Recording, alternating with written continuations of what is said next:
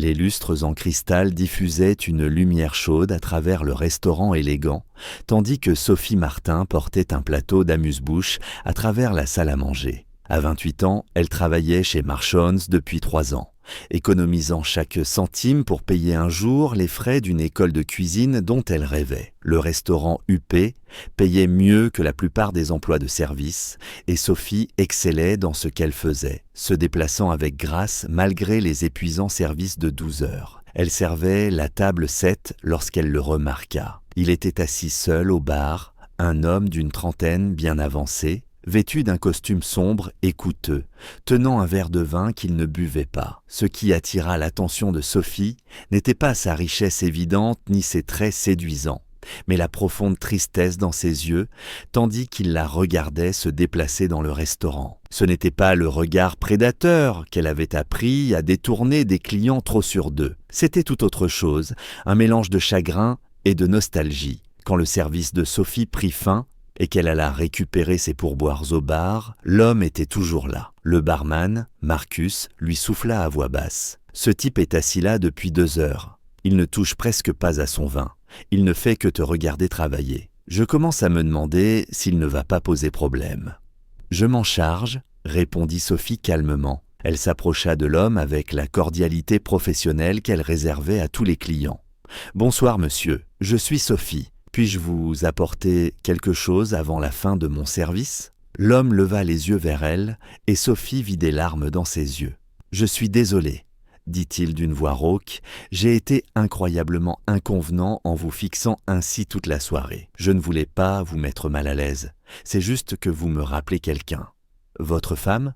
devina doucement Sophie. L'homme hocha la tête. « Comment l'avez-vous su ?»« La façon dont vous me regardiez, » répondit-elle. Ce n'était pas le regard habituel des hommes envers une serveuse.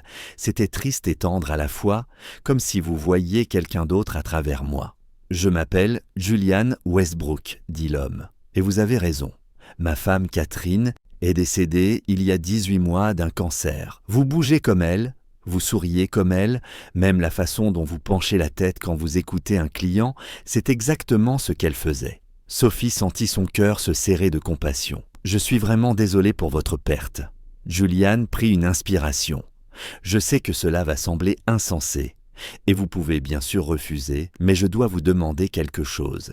Demain, c'est notre anniversaire de mariage, ce qui aurait été notre 10e anniversaire. Ma famille organise un dîner pour marquer l'occasion, et je ne peux pas y aller seul. Tout le monde me regardera avec pitié, et je devrais m'asseoir avec une chaise vide à mes côtés. Je ne peux tout simplement pas. » Il sortit son portefeuille et en retira plusieurs billets de 100 $ qu'il posa sur le comptoir. « Je vous offre 1000 $ pour être ma cavalière le temps d'une soirée, juste pour vous asseoir à côté de moi pendant le dîner, m'aider à traverser cette nuit-là. Je sais que c'est étrange et sans doute totalement inapproprié, mais je suis désespérée. » Sophie regarda l'argent, cet homme en deuil, et la situation impossible qu'il lui proposait. « Vous voulez m'engager pour faire semblant d'être votre compagne à votre dîner d'anniversaire.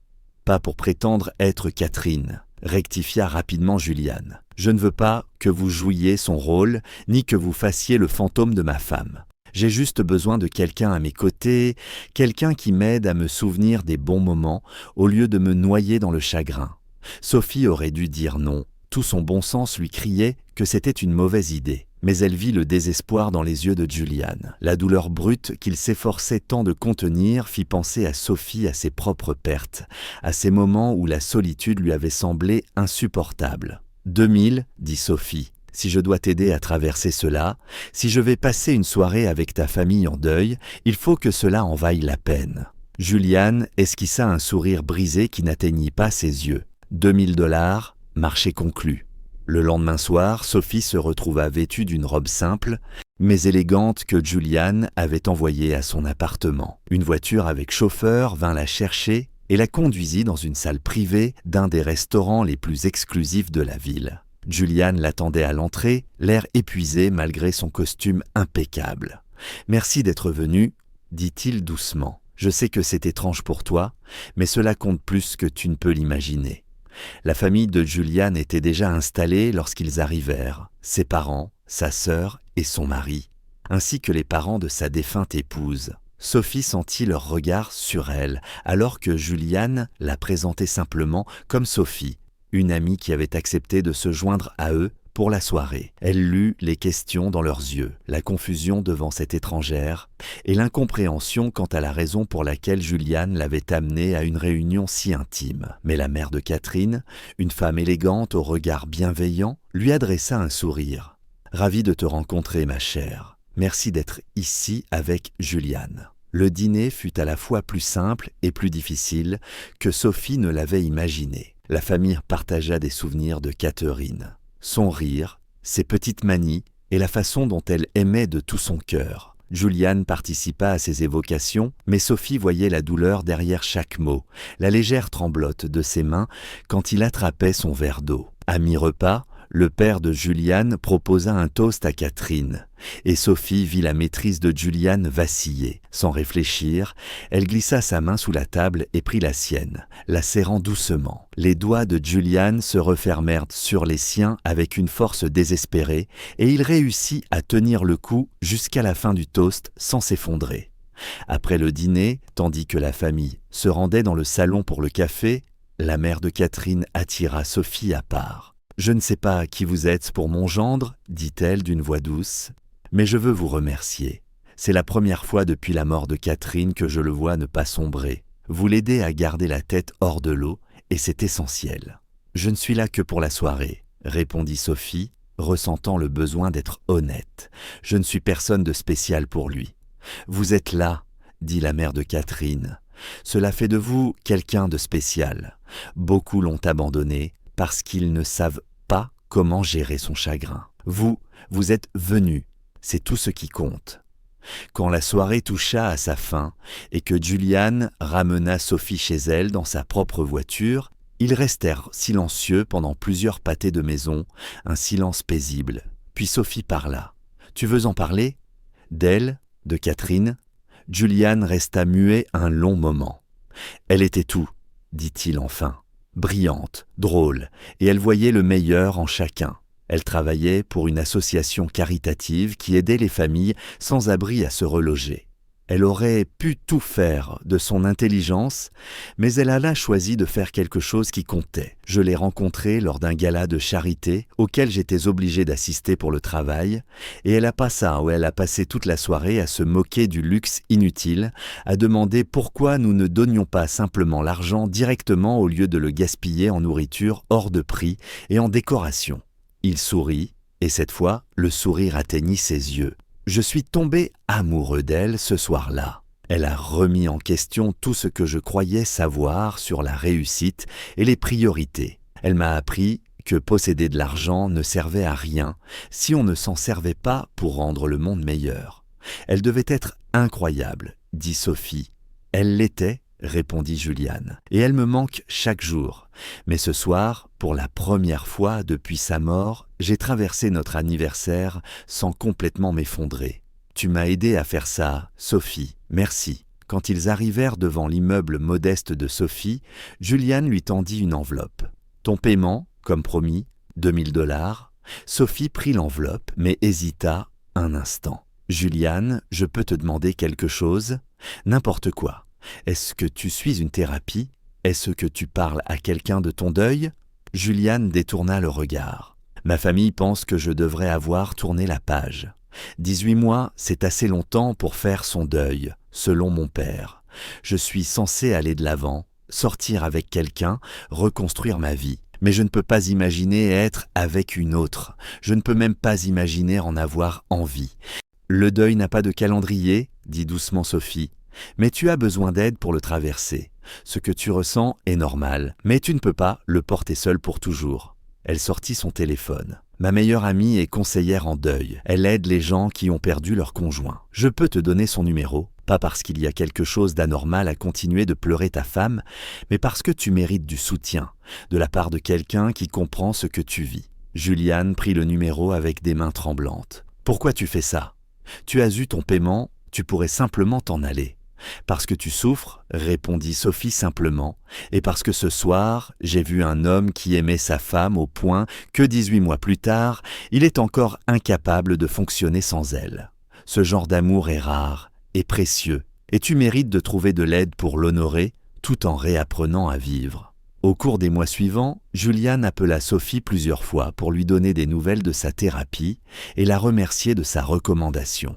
Ils se retrouvèrent parfois pour un café, des rencontres purement amicales où Julian parlait de ses progrès et Sophie partageait ses rêves d'école de cuisine. Julian finit par lui proposer de financer entièrement sa formation culinaire, mais elle refusa, insistant sur le fait qu'elle voulait la mériter elle-même. Ils trouvèrent un compromis. Julian créa une bourse à travers l'association caritative fondée par Catherine, ce qui permit à Sophie d'accepter l'aide sans avoir l'impression de recevoir une aumône. 2 ans après ce dîner d'anniversaire, Sophie obtint son diplôme de l'école de cuisine. Julian était dans le public, accompagné de sa famille et des parents de Catherine, tous applaudissant à tout rompre lorsque Sophie reçut son certificat. Lors du dîner de célébration, la sœur de Julian prit Sophie à part. « Tu sais qu'il est amoureux de toi ?»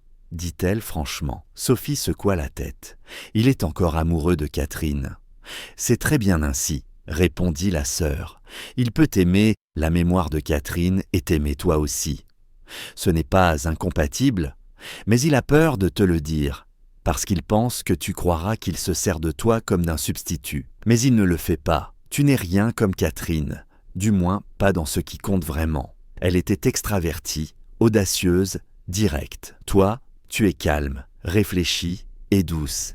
Il est tombé amoureux de toi pour ce que tu es, pas pour ce que tu lui rappelles. » 6 mois plus tard, Julian trouva enfin le courage de dire la vérité à Sophie.